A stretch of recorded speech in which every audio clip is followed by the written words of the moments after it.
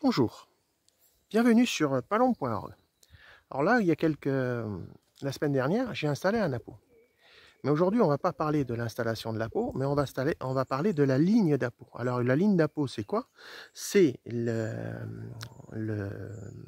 cordelette qui va être tendue entre le poste de garde de la cabane et les différents appots. C'est ce qu'on appelle aussi une ligne de sémérage. Voilà. Alors, le secret, il est tout simple. La ligne de sémérage, c'est un peu comme quand vous pêchez. Quand vous êtes à la pêche, il faut toujours avoir un fil qui est tendu, sinon c'est le début des emmerdements. Là, c'est exactement pareil. Allez, on va aller voir l'appôt que j'ai mis l'autre jour.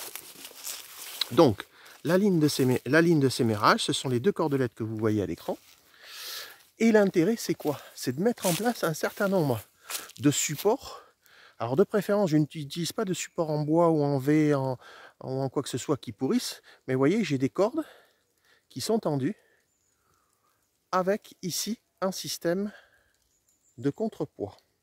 Ça veut dire quoi? Ça veut dire que quand vous avez votre contrepoids et que vous avez une tempête, si jamais vous avez des branches qui tombent, les branches vont tomber sur la corde principale qui va affaisser l'ensemble. À ce moment-là, le contrepoids va remonter brutalement et se sortir de son axe. Après, il suffit juste de couper la branche, de remettre le contrepoids dans son axe et tout remonte instantanément. Donc, vous voyez que là, les lignes sont absolument tendues. Ce qui fait que quand au sémérage, on tire légèrement, ne serait-ce que de 10 cm, on a vraiment une action, comment dirais-je, efficace sur la peau. Ensuite, ce que je fais souvent, c'est que j'utilise, vous voyez, ces petits ronds là qui sont des ronds de clôture pour bétail. Donc je m'en équipe, je mets ça sur les arbres et ça me fait un support. Vous voyez, là aussi, on a à nouveau une corde de support avec toujours un contrepoids. Voilà, toujours le même système. Alors c'est de la corde, en général c'est de la vieille corde de palombière que j'utilise. Hein. La neuve, je la réserve aux appots. Hein. Et ainsi de suite. Et j'avance. Vous voyez, là j'ai une branche qui tombe dessus, là il faudra que je la coupe. Et je tiens, et j'y vais, et j'y vais, et j'y vais. Hop, toujours le même système. Je continue.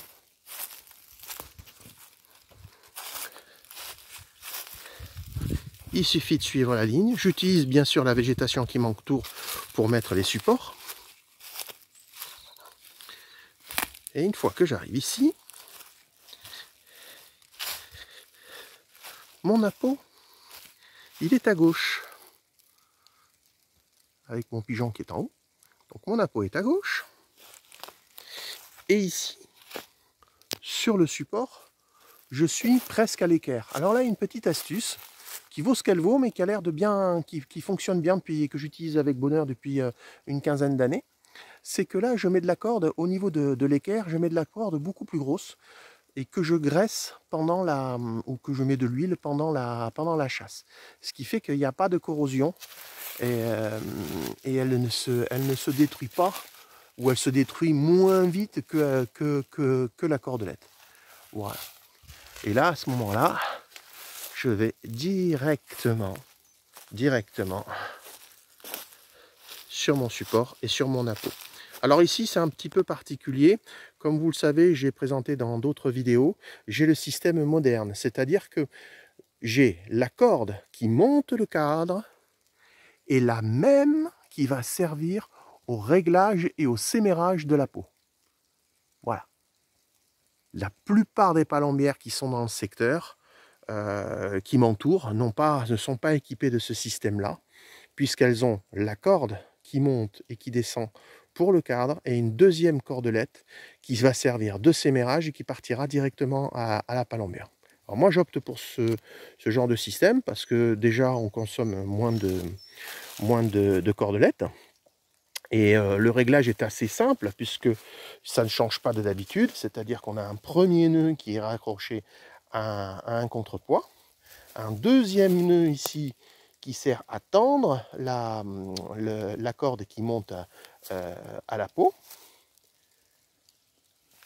et le troisième nœud qui sert à tirer le sémérage. Vous voyez, hop, de façon traditionnelle.